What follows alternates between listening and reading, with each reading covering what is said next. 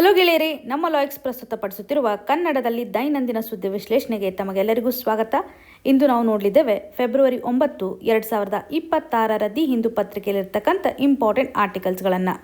ಇವತ್ತಿನ ಮೊದಲನೇ ಆರ್ಟಿಕಲ್ ಅನ್ನು ನೋಡುವಂಥದ್ದಾದರೆ, India and Malaysia sign pacts to expand ties. ಈ ಒಂದು ಇಶ್ಯೂ ನಮಗೆ GS ಪೇಪರ್ 2 ನಡಿಯಲ್ಲಿ ಇಂಟರ್ನ್ಯಾಷನಲ್ ರಿಲೇಷನ್ಗೆ ಸಂಬಂಧಪಟ್ಟಂತೆ ಭಾರತ ಹಾಗೂ ಮಲೇಷಿಯಾದ ರಿಲೇಷನಲ್ಲಿ ಕನೆಕ್ಟ್ ಮಾಡುವಂಥದ್ದು. ಮೋದಿಜಿಯವರು ಹಾಗೂ ಅನ್ವರ್ ಇಬ್ರಾಹಿಂ ಅವರ ಒಂದು ಟಾಕ್ನ ಆಧಾರದ ಮೇಲೆ ನಾವಿಲ್ಲಿ ಗಮನ ಹರಿಸ್ಬೋದು. ಭಾರತ ಹಾಗೂ ಮಲೇಷಿಯಾದ ಒಂದು ಕೋಆಪರೇಷನ್ ಎನ್ಹ್ಯಾನ್ಸ್ ಆಗ್ತಾ ಇದೆ ಅಂತ. ಸೊ ಭಾರತ ಹಾಗೂ ಮಲೇಷಿಯಾ ಇವಾಗ 11 ಅಗ್ರಿಮೆಂಟ್ಗೆ ಸೈನ್ ಆಗ್ತಾ ಇರುವಂಥದ್ದನ್ನು ಗಮನ ಹರಿಸುವಂಥದ್ದು. ಸೊ ಇದರಿಂದ ಗೊತ್ತಾಗುತ್ತೆ ನಾವು ಕೆಲವೊಂದಿಷ್ಟು ಸೆಕ್ಟರ್ಗೆ ಹೈಯೆಸ್ಟ್ ಪ್ರಯಾರಿಟಿಯನ್ನು ಕೊಡ್ತಾ ಇದ್ದೀವಿ, ನಮ್ಮ ಒಂದು ಕೋಆಪರೇಷನನ್ನು ಎನ್ಹ್ಯಾನ್ಸ್ ಮಾಡ್ತಾ ಇದ್ದೀವಿ ಅಂತ ಗಮನ ಹರಿಸುವಂಥದ್ದು. ಸೊ ಮೋದಿಜಿಯವರ ಒಂದು ವಿಸಿಟನ್ನು ಇಲ್ಲಿ ಗಮನ ಹರಿಸೋದು. ಸೊ ಪ್ರಸ್ತುತವಾಗಿ ಗ್ಲೋಬಲ್ ಲೆವೆಲಲ್ಲಿ ಆಗ್ತಾ ಇರುವಂಥ ಒಂದು ಟ್ರೇಡ್ ಅನ್ಸರ್ಟನಿಟಿಗೆ ಭಾರತ ಒಂದು ಕಾನ್ಷಿಯಸ್ ಆಗಿರತಕ್ಕಂತಹ ಇನಿಷಿಯೇಟಿವ್ಸ್ ಅನ್ನು ತೆಗೆದುಕೊಳ್ತಾ ಇದೆ. ಸಾಕಷ್ಟು ಕಂಟ್ರಿಗಳೊಂದಿಗೆ ಟ್ರೇಡ್ ನೆಗೋಸಿಯೇಷನ್ ಮಾಡಲಿಕ್ಕೆ, ಕೋಆಪರೇಷನ್ ಅನ್ನು ಮಾಡಲಿಕ್ಕೆ ಮುಂದಾಗ್ತಾ ಇರುವಂಥದ್ದನ್ನು ಗಮನ ಹರಿಸುವಂಥದ್ದು. ಸೊ ಈ ಒಂದು ಮಲೇಷಿಯಾ ಅಂತ ಬಂದಾಗ ಯಾವ ರೀತಿಯಾಗಿ ನಾವು ಪ್ರಯಾರಿಟಿ ಸೆಕ್ಟರ್ಸ್ಗಳನ್ನು ಐಡೆಂಟಿಫೈ ಮಾಡಿದ್ವಿ when it comes to the trade part, investment ಆಗಿರ್ಬೋದು, ಡಿಫೆನ್ಸ್, ಜನರಲಿ ಒಂದು ಎನರ್ಜಿ ಸೆಕ್ಟರ್ಗೆ ಸಂಬಂಧಪಟ್ಟಂತೆ ಮ್ಯಾನುಫ್ಯಾಕ್ಚರಿಂಗ್ ಸೆಕ್ಟರ್ ಆಗಿರ್ಬೋದು. ಪ್ರಸ್ತುತವಾಗಿ ಆರ್ಟಿಫಿಷಿಯಲ್ ಇಂಟೆಲಿಜೆನ್ಸ್ನ ಒಂದು ಇಂಪಾರ್ಟೆನ್ಸನ್ನು ನೋಡ್ತಾ ಇದ್ದೀವಿ. ಹೆಲ್ತ್ ಹಾಗೂ ಫುಡ್ ಸೆಕ್ಯೂರಿಟಿಗೆ ಸಂಬಂಧಪಟ್ಟಂಥ ಆಸ್ಪೆಕ್ಟ್ ನಡಿನಲ್ಲಿ ಹಾಗೂ ಸೆಮಿ ಕಂಡಕ್ಟರ್ಗೆ ಸಂಬಂಧಪಟ್ಟಂಥ ಒಂದು ಕೋಆಪರೇಷನನ್ನು ಎನ್ಹ್ಯಾನ್ಸ್ ಮಾಡಬೇಕು ಅನ್ನುವಂಥ ನಿಟ್ಟಿನಲ್ಲಿ. ಜೊತೆಗೆ ಇಂಪಾರ್ಟೆಂಟ್ ಪ್ರಯಾರಿಟಿ ಅಂತಂದರೆ ಲೋಕಲ್ ಕರೆನ್ಸಿ ನಡಿಯಲ್ಲಿ ನಾವು ಒಂದು ಟ್ರೇಡನ್ನು ಮಾಡಬೇಕು ಅಂತ ಸೀರಿಯಸ್ ಆಗಿರ್ತಕ್ಕಂಥ ಒಂದು ಟಾಕನ್ನು ಮಾಡ್ತಾ ಇದ್ದಾರೆ. ಮಲೇಷಿಯಾದ ಒಂದು ಕರೆನ್ಸಿ ಆಗಿರ್ತಕ್ಕಂಥ ಮಲೇಷಿಯನ್ ರಿಂಗಿಟ್ ಅಂತ ಕರೀತಾರೆ. ಸೊ ಮಲೇಷಿಯನ್ ರಿಂಗಿಟ್ ಕರೆನ್ಸಿ ಮತ್ತು ಭಾರತದ ಒಂದು ರುಪಿಯ ಮುಖಾಂತರ ಟ್ರೇಡ್ ಆಸ್ಪೆಕ್ಟನ್ನು ನಾವು ಎನ್ಹ್ಯಾನ್ಸ್ ಮಾಡಬೇಕು ಅನ್ನುವಂಥ ನಿಟ್ಟಿನಲ್ಲಿ ಬೈಲ್ಯಾಟ್ರಲ್ ಟ್ರೇಡ್ ಸೆಟಲ್ಮೆಂಟ್ಗೆ ಸಂಬಂಧಪಟ್ಟಂತೆ ಒಂದು ಡಿಸ್ಕಷನನ್ನು ಮಾಡಿದ್ದಾರೆ. ಇದರಿಂದ ಥರ್ಡ್ ಕರೆನ್ಸಿ ಮೇಲೆ ಇರ್ತಾ ಇರುವಂಥ ಒಂದು ಡಿಪೆಂಡೆನ್ಸಿ ಕಡಿಮೆ ಆಗುತ್ತೆ ಅನ್ನುವಂಥ ಇನಿಷಿಯೇಟಿವನ್ನು ತೆಗೆದುಕೊಳ್ತಾ ಇದ್ದಾರೆ. ಹಾಗಾಗಿ ನಮ್ಮ ಒಂದು ಫೈನಾನ್ಷಿಯಲ್ ರೆಸಿಲಿಯನ್ಸ್ ಏನಿದೆಯಲ್ಲ, ನಮ್ಮ ಕರೆನ್ಸಿ ಮೇಲೆ ಹೆಚ್ಚಾಗುತ್ತೆ, ಇಂಪ್ರೂವೈಸ್ ಆಗುತ್ತೆ. ಡಿಡಾಲರೈಸೇಷನ್ ಆಗಲಿಕ್ಕೆ ಇದೊಂದು ಬೆಸ್ಟ್ ಆಪ್ಷನ್ ಅಂತಲೇ ಗಮನ ಹರಿಸೋದು. ಇಲ್ಲಿ ಒಂದು ಹೊಸದಾಗಿರುವಂಥ ಡಿಪ್ಲೊಮ್ಯಾಟಿಕ್ ಸ್ಟೆಪ್ಪನ್ನು ಸಹ ತೆಗೆದುಕೊಳ್ತಾ ಇದ್ದಾರೆ. ಲಾಂಗ್ ಟರ್ಮಲ್ಲಿ ಕೋಆಪರೇಷನನ್ನು ಎನ್ಹ್ಯಾನ್ಸ್ ಮಾಡಬೇಕು, ಭಾರತದ ಒಂದು ಪ್ರೆಸೆನ್ಸನ್ನು ಎನ್ಹ್ಯಾನ್ಸ್ ಮಾಡಬೇಕು ಅನ್ನುವಂಥ ನಿಟ್ಟಿನಲ್ಲಿ ಹೊಸದಾಗಿರುವಂಥ ಒಂದು ಕನ್ಸುಲೇಟ್ ಜನರಲನ್ನು ಮಲೇಷ್ಯಾದಲ್ಲಿ ಡೆವಲಪ್ ಮಾಡಬೇಕು ಅಂತ ಭಾರತ ಒಂದು ಡಿಪ್ಲೊಮ್ಯಾಟಿಕ್ ಸ್ಟೆಪ್ಪನ್ನು ಸಹ ಇಲ್ಲಿ ತೆಗೆದುಕೊಂಡಿದೆ. ಸ್ಟ್ರಾಟಜಿಕ್ ಆ್ಯಂಡ್ ಸೆಕ್ಯೂರಿಟಿ ಕೋಆಪರೇಷನ್ ಅಂತ ಬಂದಾಗ ಜನರಲಿ ಭಾರತ ಇವತ್ತು ಟೆರರಿಸಮ್ಗೆ ಸಂಬಂಧಪಟ್ಟಂತೆ ಸಾಕಷ್ಟು ಫೈಟನ್ನು ಮಾಡ್ತಾ ಇದೆ. ಈ ಒಂದು ಕಾಂಟೂರ್ ಟೆರರಿಸಮ್ ಕಂಡೀಷನ್ಗೆ ಸಂಬಂಧಿಸಿದಂಥ ಕೋಆಪರೇಷನನ್ನು ಎನ್ಹ್ಯಾನ್ಸ್ ಮಾಡಬೇಕು. ಈ ಒಂದು ಹಂತದಲ್ಲಿ ಇಂಟೆಲಿಜೆನ್ಸ್ ಶೇರಿಂಗ್ ಆಗಿರ್ಬೋದು, ಮ್ಯಾರಿಟೈಮ್ ಸೆಕ್ಯೂರಿಟಿಗೆ ಸಂಬಂಧಪಟ್ಟಂತೆ ಡಿಫೆನ್ಸ್ ರಿಲೇಟೆಡ್ ಇರತಕ್ಕಂಥ ಒಂದು ಟೈಸನ್ನು ಸಹ ಎನ್ಹ್ಯಾನ್ಸ್ ಮಾಡಬೇಕು ಅನ್ನುವಂಥ ನಿಟ್ಟಿನಲ್ಲಿ ಡಿಸ್ಕಷನನ್ನು ಮಾಡಿದೆ. ಜೊತೆಗೆ ಇಂಡೋ ಪೆಸಿಫಿಕ್ ಹಾಗೂ ಏಷ್ಯಾನ್ಗೆ ರಿಲೇಟೆಡ್ ಇರುವಂಥ ಒಂದು ಸ್ಟೆಬಿಲಿಟಿಯನ್ನು ತರಲಿಕ್ಕೆ ನಮಗೆ ಮಲೇಷಿಯಾದೊಂದಿಗೆ ಇರುವಂಥ ಟೈ ತುಂಬ ಇಂಪಾರ್ಟೆಂಟ್ ಆಗುತ್ತೆ. ಏಷ್ಯನ್ ಕಂಟ್ರಿಗೆ ಸಂಬಂಧಪಟ್ಟಂತೆ ನಾವು ನೋಡಿದಾಗ ಈ ಒಂದು ಏಷ್ಯನ್ ಕಂಟ್ರಿ ಅಂತಂದರೆ association of south East Asian Nations ಅಂತ ನಾವು ಕರಿತೇವೆ. ಇಲ್ಲಿ ಒಟ್ಟಾರೆಯಾಗಿ ಎಷ್ಟು ಮೆಂಬರ್ ಕಂಟ್ರೀಸ್ಗಳಿದ್ದಾವೆ ಅಂತ ಕಮೆಂಟಲ್ಲಿ ಮೆನ್ಷನ್ ಮಾಡಿ. ಸೊ ಇಲ್ಲಿ ಏಷ್ಯನ್ ಕಂಟ್ರೀಸ್ಗೆ ಎಕ್ಸಸ್ ಅಂತ ಬಂದಾಗ ಅದರಲ್ಲೂ ಈ ಒಂದು ಮಲೇಷಿಯಾದೊಂದಿಗೆ ನಮಗೆ ಕೋಆಪರೇಷನ್ ತುಂಬ ಇಂಪಾರ್ಟೆಂಟ್ ಆಗುತ್ತೆ. ಇದರಿಂದ ಭಾರತದ ಒಂದು ಕಮಿಟ್ಮೆಂಟ್ ಏನಿದೆಯಲ್ಲ ಏಷ್ಯನ್ ಕಂಟ್ರಿ ನಡಿಯಲ್ಲಿ ಮಲೇಷಿಯಾ ಒಂದು ಸೆಂಟ್ರಲ್ ರೋಲನ್ನು ತೋರಿಸ್ತಾ ಇರೋದ್ರಿಂದ ನಮಗೆ ಏಷ್ಯನ್ ಕಂಟ್ರಿ ಎಕ್ಸಸ್ಸು ಸಹ ಸರಿಯಾಗಿ ಸಿಕ್ಕುತ್ತೆ. ಎಲ್ಲ ಮೆಂಬರೊಂದಿಗೂ ಸಹ ನಾವು ಸರಿಯಾದಂಥ ಒಂದು ಕೋಆಪರೇಷನನ್ನು ಹೊಂದೋದು ಉತ್ತಮ ಅಂತಲೇ ಗಮನ ಹರಿಸ್ಬೋದು. ಇಲ್ಲಿ ಏಷ್ಯನ್ ಹಾಗೂ ಭಾರತದ ಒಂದು ಟ್ರೇಡ್ ಅಂತ ಬಂದಾಗ ಆನ್ಗೋಯಿಂಗ್ ನೆಗೋಷಿಯೇಷನ್ ಅಂತಂದರೆ ಅಟಿಗಾ ಅನ್ನುವಂಥದ್ದಾಗಿ ಕರಿತೇವೆ. ಈ ಒಂದು ಅಟಿಗಾದ ಫುಲ್ ಫಾರ್ಮ್ ಯಾವ ರೀತಿಯಾಗಿದೆ? Asian India trade in goods agreement ಅಂತ ಗಮನ ಹರಿಸ್ಬೋದು. ಸೊ ಏಷ್ಯನ್ ಕಂಟ್ರಿಗಳೊಂದಿಗೆ ಲಾಂಗ್ ಟರ್ಮಲ್ಲಿ ಟ್ರೇಡ್ ಮಾಡಲಿಕ್ಕೆ ಈ ಒಂದು ನೆಗೋಸಿಯೇಷನ್ ಮುಂದಾಗ್ತಾ ಇದೆ. ಇದಕ್ಕೆ ಸಂಬಂಧಪಟ್ಟಂಥ ಒಂದು ಟಾಕ್ ನಡೀತಾ ಇದೆ. ಇದನ್ನು ಸಹ ರಿವ್ಯೂ ಮಾಡಲಿಕ್ಕೆ ಇವಾಗ ಮಲೇಷ್ಯಾದಿಂದ ಆಗ್ತಾ ಇರುವಂಥ ಟ್ರೇಡ್ ನೆಗೋಸಿಯೇಷನ್ ಹೆಚ್ಚಾಗಬಹುದು ಅನ್ನುವಂಥದ್ದನ್ನು ಗಮನ ಹರಿಸ್ಬೋದು. ಭಾರತಕ್ಕೆ ಮಲೇಷ್ಯಾ ಯಾಕೆ ಇಂಪಾರ್ಟೆಂಟ್ ಆಗುತ್ತೆ? ಮಲೇಷ್ಯಾದ ಸ್ಟ್ರಾಟಜಿಕ್ ಲೊಕೇಶನನ್ನು ನಾವು ಅಬ್ಸರ್ವ್ ಮಾಡಿದಾಗ ಸ್ಟ್ರೇಟ್ ಆಫ್ ಮಲಕ್ಕಾ ಅಂತ ನೀವು ಕೇಳಿರ್ತೀರಲ್ವಾ, ಈ ಒಂದು ಸ್ಟ್ರೇಟ್ ಆಫ್ ಮಲಕ್ಕಾ ಇಂಡೋನೇಷ್ಯಾ ಹಾಗೂ ಮಲೇಷ್ಯಾದ ಮಧ್ಯೆ ಕಂಡು ಬರ್ತಾ ಇರೋದನ್ನು ಗಮನ ಹರಿಸ್ಬೋದು. ಈ ಒಂದು ಮ್ಯಾಪನ್ನು ಕ್ಲಿಯರಾಗಿ ಅಬ್ಸರ್ವ್ ಮಾಡಿ.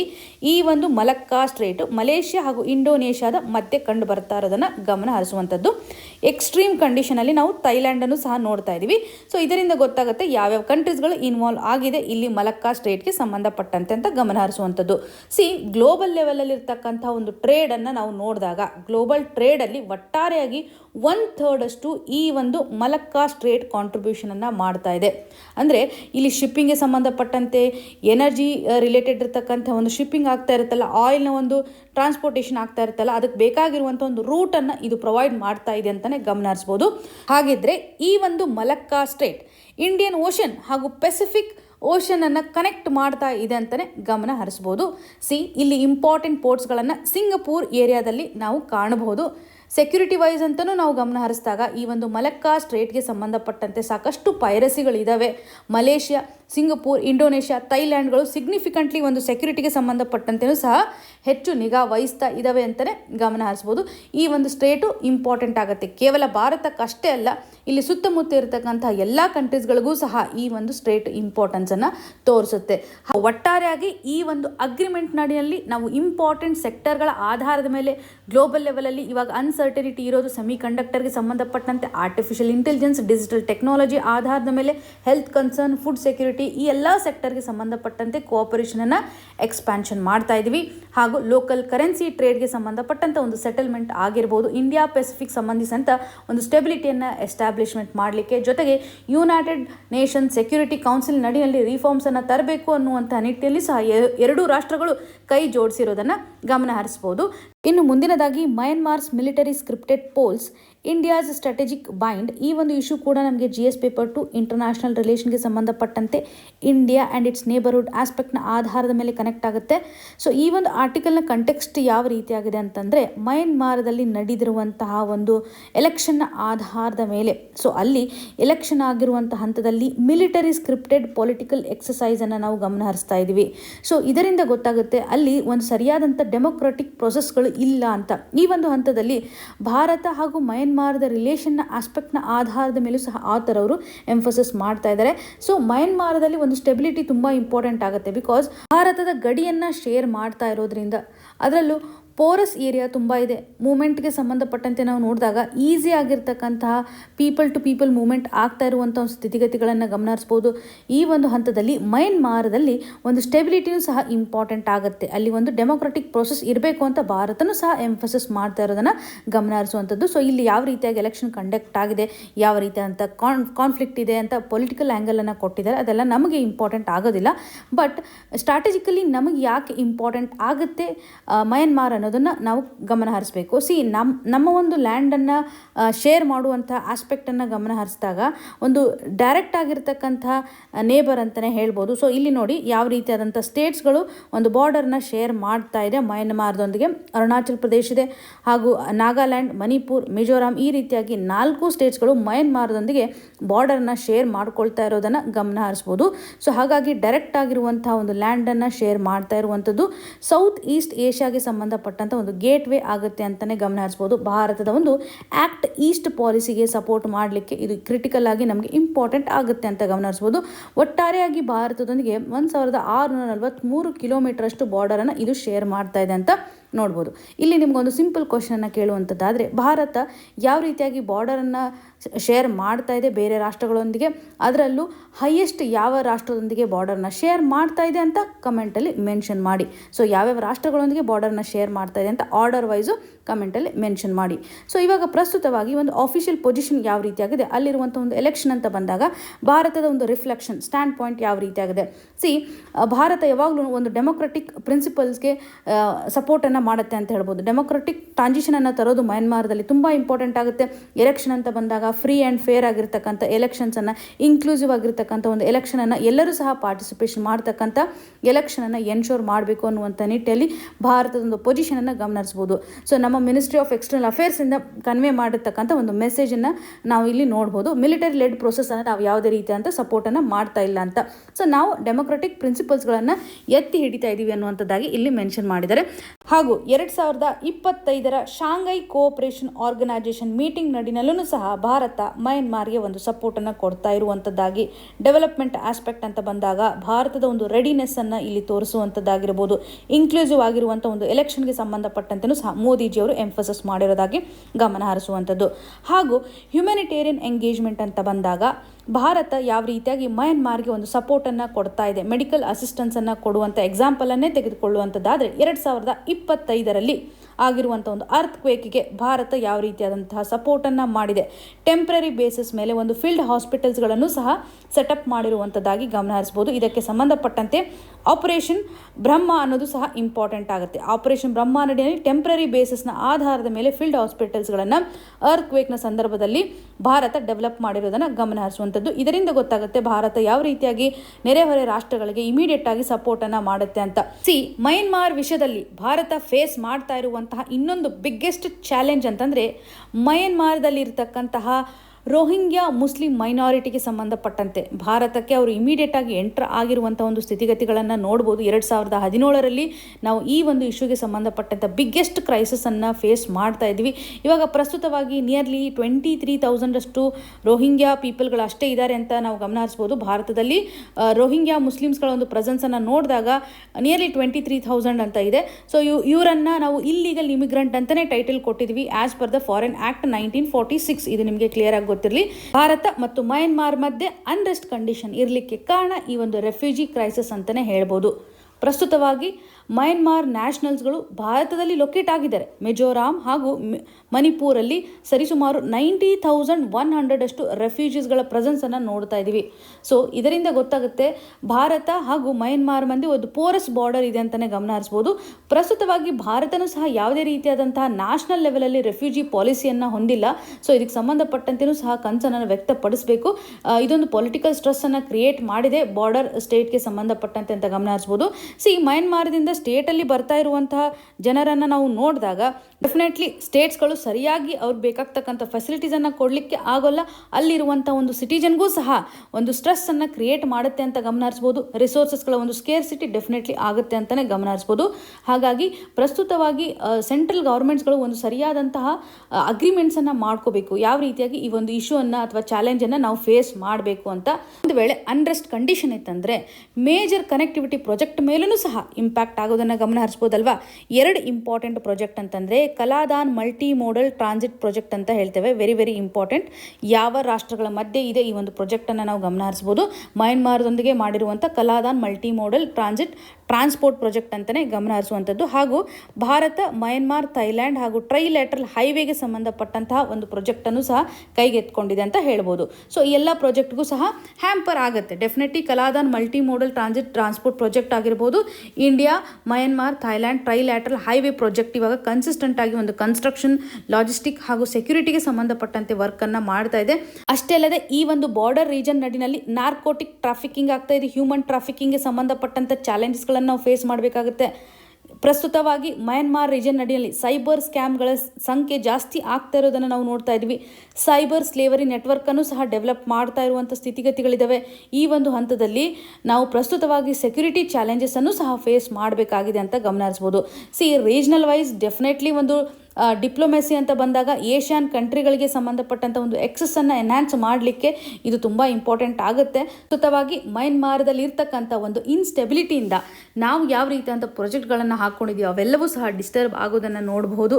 ಹಾಗೂ ಭಾರತದ ಒಂದು ಇಂಟ್ರೆಸ್ಟನ್ನು ಸಹ ನಾವು ಕ್ಲಿಯರ್ ಆಗಿ ಇಲ್ಲಿ ಐಡೆಂಟಿಫೈ ಮಾಡ್ಬೋದು. ಯಾವ ರೀತಿಯಾಗಿ ನಾವು ಡೆಮೊಕ್ರೆಟಿಕ್ ನಾರ್ಮ್ಸ್ಗಳನ್ನು ಎತ್ತಿ ಹಿಡಿಲಿಕ್ಕೆ ಮುಂದಾಗ್ತಾ ಇದ್ವಿ. ಇನ್ನು ಮುಂದಿನದಾಗಿ question and answer. Parliament must function as the forum to debate contentious issues. ಈ ಒಂದು ಆರ್ಟಿಕಲನ್ನು GS ಪೇಪರ್ 2 ನಡಿಯಲ್ಲಿ ಪಾಲಿಟಿ ಆ್ಯಂಡ್ ಗವರ್ನೆನ್ಸ್ ಆಸ್ಪೆಕ್ಟ್ನ ಆಧಾರದ ಮೇಲೆ ಕನೆಕ್ಟ್ ಮಾಡ್ಬೋದು. ಈ ಒಂದು ಆರ್ಟಿಕಲ್ ನಡಿಯಲ್ಲಿ ಪಾರ್ಲಿಮೆಂಟರಿ ಎಫಿಷಿಯನ್ಸಿಗೆ ಸಂಬಂಧಪಟ್ಟಂತೆ ಕ್ವಶನ್ ಮಾರ್ಕನ್ನು ಮಾಡ್ತಾ ಇದ್ದಾರೆ ಅಂತ ಹೇಳ್ಬೋದು.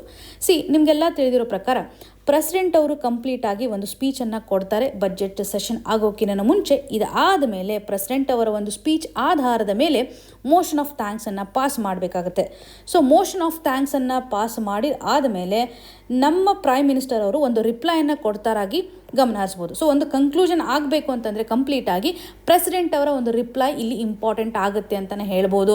ಸೊ ಪ್ರೆಸಿಡೆಂಟ್ ಅವರು ಇಲ್ಲಿ ರಿಪ್ಲೈ ಮಾಡಿದ್ದಾರೆ ಅಂದ ಮೇಲೆ ನಮ್ಮ ಸರ್ಕಾರ ಯಾವ ರೀತಿಯಾಗಿ ಅಕೌಂಟಬಿಲಿಟಿಯನ್ನು ಎನ್ಶೋರ್ ಮಾಡುತ್ತೆ ಅಂತ ಅವರ ಒಂದು ಪ್ರತಿ ವರ್ಡಲ್ಲೂ ರಿಫ್ಲೆಕ್ಷನ್ ಆಗ್ತಾ ಇರೋದನ್ನು ಗಮನ ಹರಿಸ್ಬೋದು. ಸೊ ಅಪೋಸಿಷನ್ ಪಾರ್ಟಿಯವರು ಸಹ ಏನಾದರೂ ಬೇಕಿತ್ತಂದರೆ ಕ್ವಶನ್ ಮಾರ್ಕನ್ನು ಹಾಕಲಿಕ್ಕೆ ಅವಕಾಶಗಳು ಇದ್ದೇ ಇರುತ್ತೆ ಅಲ್ವಾ. ಸೊ ಈ ವರ್ಷ ಏನಾಗಿದೆ ಅಂತಂದರೆ ಮೋಷನ್ ಆಫ್ ಥ್ಯಾಂಕ್ಸ್ ಅಂತ ಬಂದಾಗ ಯಾವುದೇ ರೀತಿಯಾಗಿ ಪ್ರೈಮ್ ಮಿನಿಸ್ಟರ್ ನರೇಂದ್ರ ಮೋದಿಯವರು ಇಲ್ಲಿ ರಿಪ್ಲೈಯನ್ನು ಕೊಟ್ಟಿಲ್ಲ. ವಿತೌಟ್ ರಿಪ್ಲೈ ಮಾಡೋದ್ರ ಮುಖಾಂತರ ಕಂಪ್ಲೀಟ್ ಆಗಿ ಮೋಷನ್ ಆಫ್ ಥ್ಯಾಂಕ್ಸನ್ನು ಪಾಸ್ ಮಾಡಿದ್ದಾರೆ ಅಂತ ಹೇಳ್ಬೋದು. ಸೊ ಇದು ನಮ್ಮ ಒಂದು ಪಾರ್ಲಿಮೆಂಟರಿ ಪ್ರಾಕ್ಟೀಸಸ್ ಅಂತ ಬಂದಾಗ ರೂಲ್ಸನ್ನು ವೈಲೇಷನ್ ಮಾಡ್ತಾ ಇದೆ. ರೂಲ್ಸ್ನ ಪ್ರಕಾರ ನಾವು ಇಲ್ಲಿ ಹೋಗ್ತಾ ಇಲ್ಲ ಅನ್ನುವಂಥ ಒಂದು ಕ್ವಶನ್ ಮಾರ್ಕನ್ನು ಕ್ರಿಯೇಟ್ ಮಾಡ್ತಾ ಇದೆ. ಮೋಷನ್ ಆಫ್ ಥ್ಯಾಂಕ್ಸ್ಗೆ ಸಂಬಂಧಪಟ್ಟಂತೆ ರಿಪ್ಲೈ ಕೊಡೋದು ಯಾಕೆ ಇಂಪಾರ್ಟೆಂಟ್ ಆಗುತ್ತೆ, ನಮ್ಮ ಒಂದು ಪಾರ್ಲಿಮೆಂಟರಿ ಡೆಮೋಕ್ರಸಿ ನಡಿಯಲ್ಲಿ ಯಾಕೆ ಒಂದು ಸ್ಪೆಷಲ್ ಸಿಗ್ನಿಫಿಕೆನ್ಸನ್ನು ಇದು ತೋರಿಸುತ್ತೆ ಅಂತಂದರೆ, ನಮ್ಮ ಎಕ್ಸಿಕ್ಯೂಟಿವ್ನ ರಿಪ್ರೆಸೆಂಟೇಟಿವ್ ಆಗಿ ಪ್ರೈಮ್ ಮಿನಿಸ್ಟರ್ ಅವರು ಹೇಳ್ತಾ ಇದ್ದಾರೆ ಅಂತ ಹೇಳ್ಬೋದು ಪಾರ್ಲಿಮೆಂಟಲ್ಲಿ. ಇದರ ಆಧಾರದ ಮೇಲೆ ಗೊತ್ತಾಗುತ್ತೆ, ಒಂದು ಅಕೌಂಟಬಿಲಿಟಿಯನ್ನು ಎನ್ಶೋರ್ ಮಾಡ್ದಂಗಾಗುತ್ತೆ ಅಲ್ವಾ. ಸೊ ಒಂದು ಫಾರ್ಮಲ್ ಆಗಿ ರೆಸ್ಪಾನ್ಸನ್ನು ಕೊಟ್ಟಂಗಾಗುತ್ತೆ, ಯಾವ ರೀತಿಯಾಗಿ ಒಂದು ಪಾಲಿಸಿಯನ್ನು ನಾವು ತರ್ತಾ ಇದ್ದೀವಿ ಅನ್ನುವಂತಹ ನಿಟ್ಟಿನಲ್ಲಿ. ಜೊತೆಗೆ ಒಂದು ಪಬ್ಲಿಕ್ಕಿಗೆ ಕ್ಲಾರಿಫಿಕೇಶನ್ ಸಹ ಕೊಟ್ಟಂಗಾಗುತ್ತೆ, ಸರ್ಕಾರದ ಒಂದು ಪೊಸಿಷನ್ ಯಾವ ರೀತಿಯಾಗಿದೆ, ಇಂಪಾರ್ಟೆಂಟ್ ಮ್ಯಾಟರ್ಸ್ಗೆ ಸಂಬಂಧಪಟ್ಟಂತೆ ಯಾವ ರೀತಿಯಾದಂಥ ಪರ್ಸ್ಪೆಕ್ಟಿವ್ ಅನ್ನು ಅವರು ಹೊಂದಿದ್ದಾರೆ ಅಂತ ಕ್ಲಿಯರ್ ಆಗಿ ಒಂದು ಪಬ್ಲಿಕ್ ಕ್ಲಾರಿಫಿಕೇಶನ್ಸ್ ಅನ್ನು ಕೊಡ್ತಾರೆ ಅಂತ ಹೇಳ್ಬೋದು. ಇದರಿಂದ ರಿಪ್ಲೈ ಕೊಡೋದು ತುಂಬ ಇಂಪಾರ್ಟೆಂಟ್ ಆಗುತ್ತೆ. ಸೊ ಇವಾಗ ಒಂದು ಕ್ವಶನ್ ಅನ್ನು ರೇಸ್ ಮಾಡಿದೆ, ಯಾಕೆ ಇವರು ರಿಪ್ಲೈಯನ್ನು ಕೊಟ್ಟಿಲ್ಲ. ಈ ಒಂದು ಸಿಚುವೇಶನ್ಗೆ ಸಂಬಂಧಪಟ್ಟಂತೆ ನಮ್ಮ ಸ್ಪೀಕರ್ ಅವರು ಸಹ ಇನ್ವಾಲ್ವ್ ಆಗಿರೋದನ್ನು ನಾವು ನೋಡ್ತಾ ಇದ್ದೀವಿ. ಓಂ ಬಿರ್ಲಾ ಅವರು ಪ್ರೈಮ್ ಮಿನಿಸ್ಟರ್ಗೆ ಸದನಕ್ಕೆ ಅಟೆಂಡ್ ಆಗಬೇಡಿ ಅನ್ನುವಂಥ ಒಂದು ಅಡ್ವೈಸನ್ನು ಸಹ ಕೊಟ್ಟಿದ್ದಾರೆ ರಿಪ್ಲೈ ಕೊಡುವಂಥ ಹಂತದಲ್ಲಿ. ಸೊ ಇದರಿಂದ ಗೊತ್ತಾಗುತ್ತೆ ನಮ್ಮ ಸಂವಿಧಾನಾತ್ಮಕವಾಗಿರ್ತಕ್ಕಂತಹ ಮಷಿನರಿ ನಡಿನಲ್ಲಿ ಯಾವ ರೀತಿಯಂಥ ವೈಲೇಷನ್ಸ್ಗಳು ಆಗ್ತಾ ಇದೆ.